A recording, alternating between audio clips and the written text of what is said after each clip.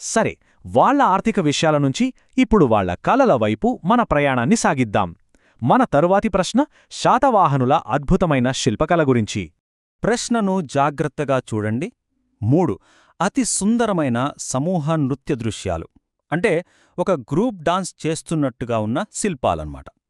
రాతిలో ప్రాణం ఉట్టిపడేలా చెక్కారు వాటిని. మరి శాతవాహనుల కాలం నాటి ఈ కళాఖండాలు మనకెక్కడ కనిపించాయి? ఇదే ప్రశ్న. ఇక్కడ మనకు ఇచ్చిన ఆప్షన్స్ ఏంటంటే 1 కార్లే గుహ, 2 అమరావతి, 3 నలంద, 4 శ్రీపర్వతం. ఇవన్నీ కూడా చాలా ముఖ్యమైన చారిత్రక ప్రదేశాలే. మరి మన సమాధానం ఎక్కడుంది? ఆ అందమైన నృత్య శిల్పాలు ఎక్కడివి? సరైన సమాధానం మన అమరావతి. శాతవాహనుల కాలంలో అమరావతి శిల్పకళ అనేది అత్యున్నత స్థాయికి చేరుకుంది, పీక్స్కి వెళ్ళిపోయిందనమాట. అక్కడ దొరికిన స్తూపం మీదున్న శిల్పాల్లో జాటక కథలు, బుద్ధుని జీవితంలోని ఘట్టాలు అద్భుతంగా చెక్కారు. ముఖ్యంగా మనం మాట్లాడుకుంటున్న ఆ సమూహ నృత్య దృశ్యాలు ఎంత జీవకళతో ఉంటాయంటే ఆ శిల్పాలు మన కళ్ల ముందే కదులుతున్నాయా అనిపిస్తోంది. ఆనాటి కళాకారుల నైపుణ్యానికి ఇవి నిలువుటద్దం. కళల గురించి చూశాం కదా, ఇప్పుడు పరిపాలన విషయాలకే వద్దాం. ఒక రాజు తనని తాను సార్వభౌముడుగా, అంటే ఒక స్వతంత్ర పాలకుడుగా ఎలా ప్రకటించుకుంటాడు? మన 3వ ప్రశ్న సరిగ్గా దీని గురించే.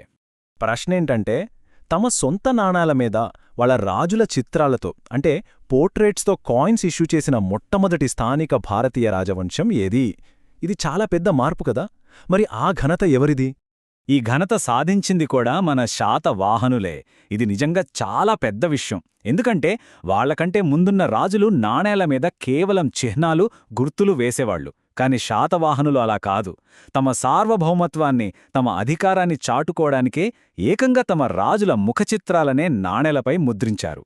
ఈ రాజ్యాన్ని ఏలుతున్నది మేము అని గర్వంగా ప్రకటించుకున్నారు. ఇది వాళ్లకంటే ముందున్న పాలకుల పద్ధతికి పూర్తిగా భిన్నం. ప్రధానంగా సీసం, రాగితో చేసిన ఈ నాణేలు ఆ రోజుల్లో వాళ్ల వాణిజ్యానికి, ఆర్థిక వ్యవస్థకు చాలా కీలకమైన ఆధారం. ఓకే, మన 4వ ప్రశ్న. ఇది శాతవాహన రాజుల పేర్ల వెనుక దాగి ఉన్న ఒక చాలా ఆసక్తికరమైన సంప్రదాయం గురించి. వాళ్ల పేర్లలోనే ఒక ప్రత్యేకత ఉంది. అదేంటో ఇప్పుడు చూద్దాం. మాతృక నామము. దీన్నే ఇంగ్లీష్లో మ్యాట్రోనిమ్ అంటాం. అంటే ఏంటంటే తమ పేరుకు ముందు తల్లి పేరును చేర్చుకోవటం. ఉదాహరణకు గౌతమీపుత్ర అన్నట్టు. మరింత గొప్ప సంప్రదాయాన్ని మొదలుపెట్టిన శాతవాహన రాజెవరు? ఆ గొప్ప రాజు మరెవరో కాదు, గౌతమీపుత్ర శాతకర్ణి. పేరులోనే ఉంది కదా, గౌతమీపుత్రుడు అంటే గౌతమీ కొడుకు అని. ఆయన తన తల్లి గౌతమీ బాలాశ్రీ మీద ఉన్న అపారమైన గౌరవంతో తన పేరుకు ముందు ఆమె పేరును చేర్చుకున్నారు. ఇది ఆనాటి సమాజంలో స్త్రీలకు, మరి ముఖ్యంగా రాజమాతకు ఎంతటి గౌరవముండేదో చూపిస్తుంది. అయితే ఇక్కడొక చిన్న విషయం మనం గమనించాలి.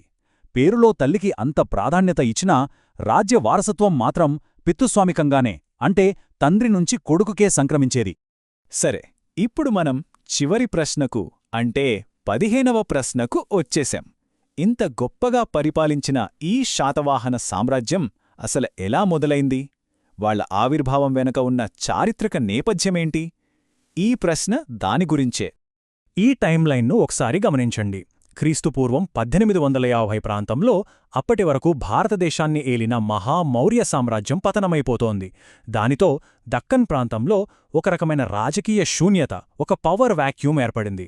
సరిగ్గా అదే సమయంలో ఆ అవకాశాన్ని అందిపుచ్చుకుని ఒక కొత్త శక్తి ఉదయించింది.